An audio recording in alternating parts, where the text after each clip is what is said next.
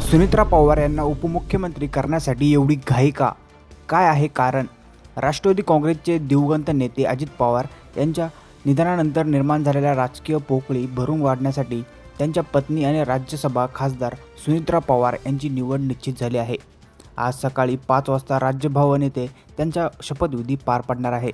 अजित पवार यांच्या विधानानंतर राष्ट्रवादी काँग्रेसने अत्यंत वेगाने पावले उचलत त्यांच्या रिक्त जागा सुनेत्रा पवार यांची निवड निश्चित केली आहे. हा निर्णय केवळ एका रिक्त पदाची पूर्तता नसून पक्षाचे अस्तित्व टिकून ठेवण्यासाठी आणि आगामी विलिनीकरणाच्या प्रक्रियेत आपली पारडे जड करण्यासाठी टाकलेले एक महत्त्वाचे राजकीय पाऊल मानले जाते. विलिनीकरणाच्या चर्चांना पूर्णविराम लागावा.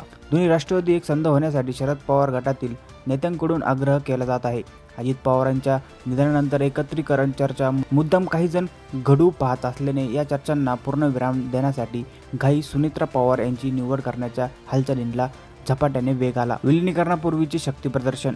दुसरीकडे अजित पवार आणि शरद पवार या दोन्ही गटांच्या विलिनीकरणाच्या चर्चा सध्या अंतिम टप्प्यात आहेत.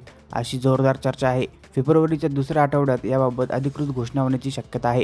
मात्र त्यापूर्वी सुनेत्रा पवार यांना उपमुख्यमंत्रीपद देऊन अजित पवार गटाने आपले राजकीय स्थान सुरक्षित केले आहे. विलिनीकरण झाल्यास शरद पवार गटाकडून पदावर दावा केला जाऊ शकतो. ते टाळण्यासाठी सुनेत्रा पवार यांना आधीच सत्तेत बसून अजित पवार गटाने आपली बाजू भक्कम केली आहे.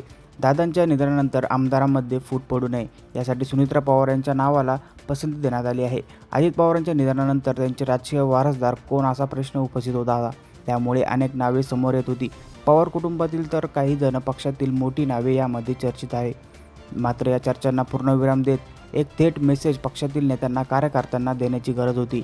यामुळे सुनेत्रा पवार यांना उपमुख्यमंत्री पदावरून बसण्याची घाई केली असावी अशी शक्यता तज्ज्ञांकडून व्यक्त केली आहे.